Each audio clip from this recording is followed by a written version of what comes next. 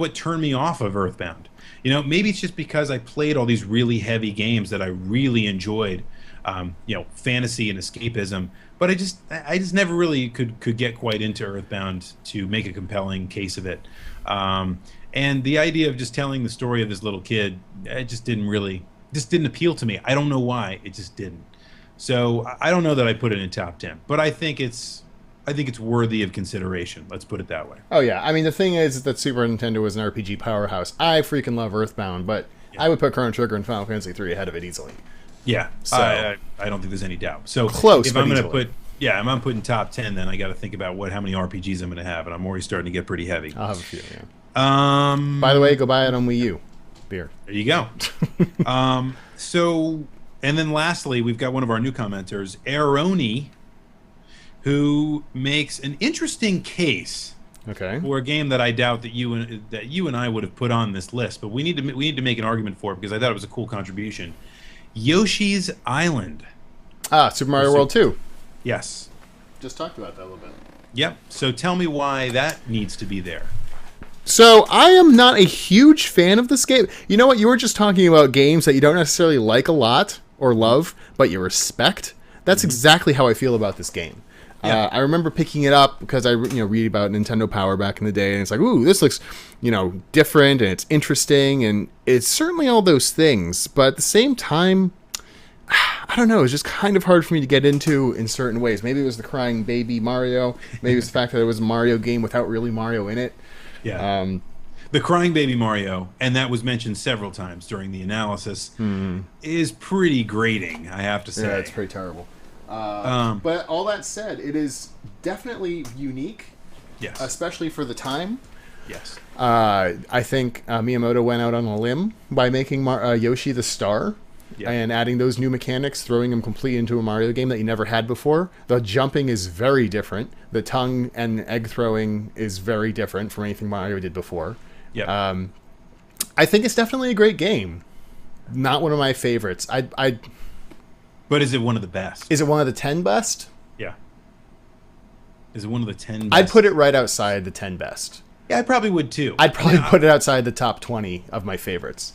Yeah, I mean it's definitely not my favorite. It's but I think your analysis is right. I probably put it outside the top 10 of the best. It's just not.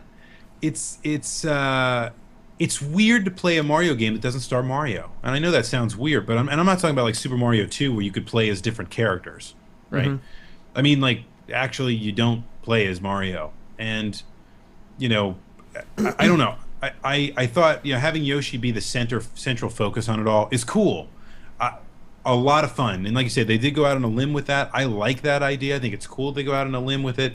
It definitely does defy what was expected of them for a sequel to Super Mario World. But I think maybe they overestimated Yoshi's potential as a central character in the game, or playable character, I should say, because I think Yoshi's got great potential to be a central character in a game, don't get me wrong. But I don't know about being the controllable character. I'm not sure that really gets at it. And it loses something with that, I think, that the original Super Mario Brothers, in its simplicity, has in droves. This game really doesn't have that. It's just a different game in terms of how it feels. So see, to me, I think the mechanics bring me out of it the most. They're just too different. I appreciate it when a Mario game it specifically can tweak the established formula, but not just completely wholesale change it. The 2D Mario games, Super Mario Brothers set the standard, and then you had the other games tweak it. Mario 3 tweaked it. Mario World tweaked it. Exactly. All the mechanics are just vastly different for Yoshi's Island. I think that's also part of the reason why Super Mario Sunshine was harder for me to get into. I was just about to mention that. That was a tough game to get your head around when it first came out. Yeah, because when Mario has a jetpack, essentially, it completely changes the sense of danger and so forth from jumping and platforming all over the place that was established in Mario 64. And luckily, I think Mario Galaxy totally... tweaked it, but was able to capture that sense of tight gameplay and wonder that 64 established. Super Mario Sunshine, in some ways, doesn't even feel like a Mario game. In some ways, it doesn't to me for a lot. And I like it. It's still fun, but it wasn't anywhere near as fun as Galaxy or the Galaxy series, I should say. Yeah. which I thought just captured the essence of Mario so much better. Oh, it was amazing. Yeah. All right, so that is my completion of the community submissions. Now let's get to ours. So it's my show. I'm going last. So now you get to go with your favorite game, which we've already established is Final Fantasy VI. Final Fantasy VI. What is the best game on the system, in your opinion? Frankly, if I had to choose like the top 5 of best games on the system, I think we probably have already talked about all of them. Yep. But what's the best? My number 1 best, and you know what? I was going between it. I was going between 3 games: Legend of Zelda, Super Metroid, and Chrono Trigger. Yep. They're all genre defining, not defining, but like perfection almost of the genre games. Yes. And I have to go with Chrono Trigger. All right. My RPG love wins out. The reason being, for all the reasons we said, it's very replayable. Yes. I haven't seen a game do a time travel mechanic, and I'm a sucker for time travel. I know we're saying this is the best, and I'm talking like it's my favorite, but yeah, it is so. It's fun. It is just ridiculously fun. The music is amazing. The gameplay mechanics for an RPG are a little bit different. It's an active time battle, but you have these dual techs and triple techs, so that who you choose in the party from the 6 or 7 main characters, depending on who you kill, if you have different combinations, you can do different attacks, essentially magic attacks. Makes fun replayability, gives you great combinations. There's some strategy to it. There's some pretty heart-wrenching stories in there. Yep, I think so too. And it's just it's balancing so much, but it successfully balances it. You know, there's just so much going on. It's so dense that it could easily just fall apart, but it does it so well. And the fact that you get it's not initially you're restricted to these time portals, and then you get a flying time machine. You can go anywhere, anytime you want, and it still is able to be so cohesive. It's there's a little sandbox to it. I mean, I'll say that too. I mean, so here's the you can beat the game without the main character, being alive. Absolutely. You have to say something about that. But I will say this too. I have, unlike many games, I actually, I'll go and I play this game for a while, and then I would put it away, maybe save it, and come back maybe even a year or two later to pick it up and play it, and I have no idea what the hell I'm doing, right? Like, you're just in the middle of time somewhere, and you don't even know what the objectives are. This is one of those games where you end up doing that, and I think what that is an indicator of is that there's so much freedom in the game. And there's almost so much freedom that they couldn't account for it all particularly well. But I think it's not only one of my favorite games. It has to be one of the best. But I wouldn't say it's the best. What would you say is the best? Because I think best game, and I think your 3 are probably in line with what the 3 that I would pick from. But I am going to pick a different game. The game that I am going to say is the best Super Nintendo game of all time is A Legend of Zelda: A Link to the Past. A Zink to the Past.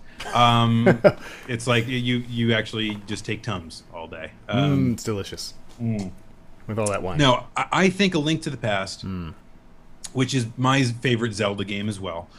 But I think you can make a good argument for being the best and most complete Zelda game as well. Objectively speaking, outside of my favorite, right? It just does everything the way that it should be. The controls are perfect on it. It is perfect for the moment that it's published. It's made for the Super Nintendo and just the Super Nintendo. You want to talk about replayability? This game is incredibly replayable. You can just breeze through it, going from objective to objective, and people do it, right? You just go online and watch people beat this game in a short amount of time. It just makes your head spin. But you know what? You don't have to do that. You can go through every single part of this game and just there's a lot to explore. Absolutely, a lot to explore, a lot of fun things to try out. The mechanic of being able to switch between worlds is really cool in the same locations. I just think it opened up so many cool mechanics to games that people still use today, not nearly as well as it does. But as a Super Nintendo game, and the reason why I'll say it's the best is because as a Super Nintendo game, I think this is the quintessential Super Nintendo game. If you know, when we're all gone, an alien discovers a Super Nintendo and they can only play one game, the game that I hope they pick up is A Link to the Past, because it is the best, in my opinion, game for the system that shows what the system can do, is unique to what the capabilities are for the system, and is just so much fun and so engaging as a result. And you know what? You can get into the Zelda story, right? You can be kind of into the whole Link thing. I've never really been into the whole Link thing. I never really identify with Link as a character. Yeah, I don't somewhat thin story. Yeah, I don't really particularly care for the characters. They're not really interesting to me, but I love this game. It's fun. You can always jump in and jump out of it without missing a beat, and that's why I think it's the best game on the system. I will, and I'm looking forward to. Are you following progress at all of the spiritual sequel that's coming out later this year? I think Link Between Worlds for the 3DS. Maybe they'll make my point. Maybe. In that I think this is the perfect, you know, quintessential Super Nintendo game. We'll see how you follow up the perfect and best and quintessential, in my mind, Super Nintendo game. I think, you know, there's a plenty of people out there that love this game, and I think more people would fall in love with this game than probably any other Zelda game if you just throw a controller in front of them and say, figure this out. Mm-hmm. It'd probably be between this and Ocarina of Time, to be honest. But I think it's just fun, it's engaging, while being a really damn good game in the meantime. Yeah, the only mark I'd have against it, didn't come with a gold cart. That would have been sweet on Super Nintendo. That would have been pretty cool, right? I mean, a gold card or a silver card or something, you know? Something different. Yeah, something a little different. Almost surprising looking back. Yeah. Right. All right, so with that, we'll wrap up the conversation. The best Super Nintendo game of all time. Maybe you agreed, maybe you didn't. That's okay. You can let us know what you think. You know, that's all part of the conversation here at the Weekly Ringer. Okay, now I need to ask you guys a question for next time. And just as a reminder, in case you didn't watch the beginning of the show, still titillated. Hold on. Just wait. No, so in case you missed the beginning of the show, I'm actually going to take a little bit of a hiatus from the Weekly Ringer, so it won't be quite so weekly here for a little bit, just to retool the show. But I will be back to answer the following question, and it goes something a little like this. This was submitted by many of you as what I needed to ask for the 100th episode, which is why I'm asking it now, because you never specified if I needed to answer it on the 100th episode or ask it on the 100th episode. So I'm going to ask it instead of answering it. So the question that I'm going to answer on the 101st episode, or maybe Series 2, if you will, of the Weekly Ringer is... Season 2. What is your favorite Weekly Ringer? You got 100 to choose from. So go watch them all. Go watch them all, because I think if you watch them back to back to back, you'd be sitting there for like 3 days. It's like, I can't believe how much freaking video I've made for this series. Anyway, with that being said, thank you all for watching, and thank you for joining us in this very special episode of the 100th episode of the Weekly Ringer. I have to tell you, when I first sat down in front of a camera to ramble on for a few minutes about a topic, I didn't really think I would get to 100. So it's pretty cool that I live in a completely different part of the world now. You know, and I'm still making these videos, and they're still as much fun as they've ever been. So I owe that all to you. Thank you all very much for watching the Weekly Ringer, and thank you for commenting on the Weekly Ringer. And I look forward to the next 100 or so Weekly Ringer videos. Don't say anything. We will definitely charge through in seeing these things through. You know, for as many as I can possibly tolerate. Anyway, for Rue, I am the Commodore from the Clan of the Grey Wolf. Ding ding. Thank you for watching, and there is no reset button.